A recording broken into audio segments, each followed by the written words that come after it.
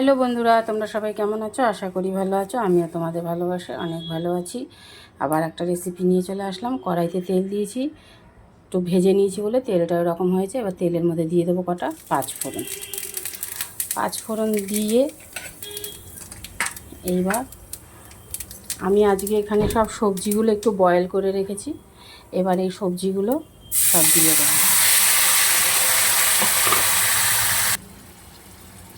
এবার দিয়ে দেবো লবণ স্বাদ মতো, হলুদ পরিমাণ মতন, আর একটু হলুদ দিতে হবে। আমি এটার মধ্যে কোনো আজকে লঙ্কা বা কিছু দেব না। এবার গ্যাসটা একটু বাড়িয়ে দেব, দিয়ে একটু নেড়ে নিই।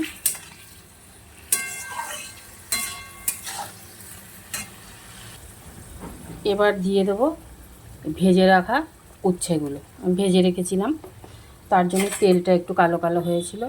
আর এখানে সবজি আছে, লাউ আছে, ঝিঙে আছে, সজনে ডাঁটা আছে, আর উচ্ছে আছে। আলু দেইনি, আলু ছাড়াই আজকে করছি সবজিটা। এই সবজিটা খেতে খুব ভালো লাগে। পরে আবার আসছি। হ্যালো বন্ধুরা, দেখো আমি কিন্তু একটুও জল দেইনি, যা সবজির থেকে জল উঠেছে সেটাই। এবার এই ভেজে রাখা বড়িগুলো দিয়ে দেবো। বড়িগুলো আমি ভাঙলাম না, সব গোটা গোটাই রাখলাম।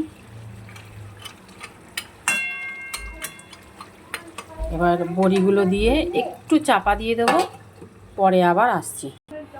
দেখো বন্ধুরা, বড়ি দিয়ে সব সবজি দিয়ে বানিয়ে ফেললাম একটা সবজি তরকারি। একটু মিষ্টি দিয়েছিলাম, কেননা এতগুলো সবজি রয়েছে, একটু মিষ্টি না দিলে খেতে ভালো লাগবে না। তার জন্য তোমরা এইভাবে বানিয়ে খেও, খুব ভালো লাগে, বাচ্চারাও পছন্দ করবে খেতে। তাহলে রাখছি, আবার পরে কোনো একটা ভিডিও নিয়ে চলে আসবো।